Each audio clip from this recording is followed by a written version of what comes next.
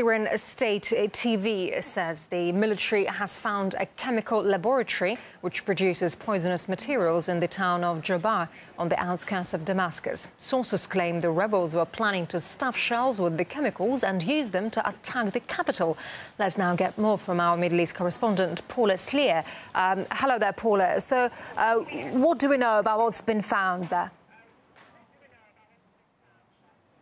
Well, we know that the Syrian army has found chemical materials in the town of Jobar, which is on the outskirts of the capital city of Damascus.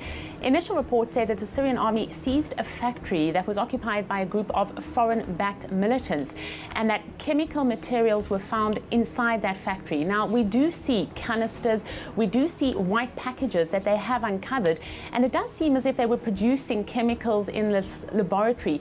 There was also clearly written the word poison on the outsides of these packages. It says poisoned chemical substances made in Saudi Arabia. So we do see that a Saudi factory, if not factories, are also involved. We're also receiving reports that the rebels were planning to stop artillery shells with the chemical weapons that they were producing here and use them to attack Damascus. This comes on the same day as heavy clashes are being reported near the capital on Sunday. Let me remind you that on the 7th of July, armed rebels were found in possession of some 280 barrels of chemical substances. At the time, the Syrian ambassador to the United Nations said that the quantity found was enough to destroy a whole city, if not the entire country.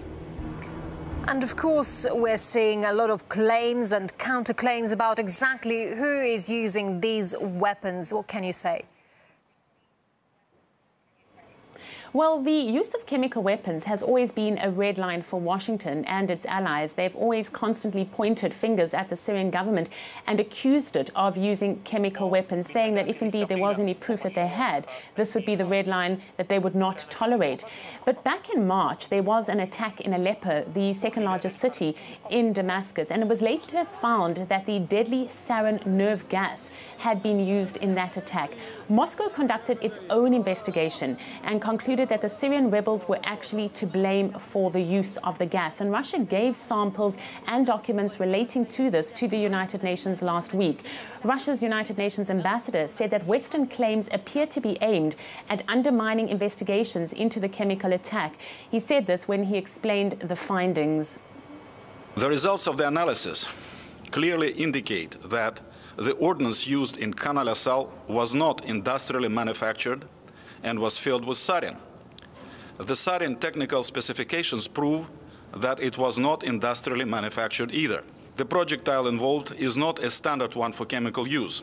Therefore, there is every reason to believe that it was the armed opposition fighters who used the chemical weapons in Khan al-Assal. It's very important to make the point that the United States claims that the regime is using chemical weapons, but these claims are without any kind of proof. And of course, the whole argument over the use of chemical weapons remains a hot potato, but without that kind of proof, the US and its Western allies are going to have a hard time of proving anything that they claim. All right, RT's Paula Slier live. Paula, thank you very much indeed for that report.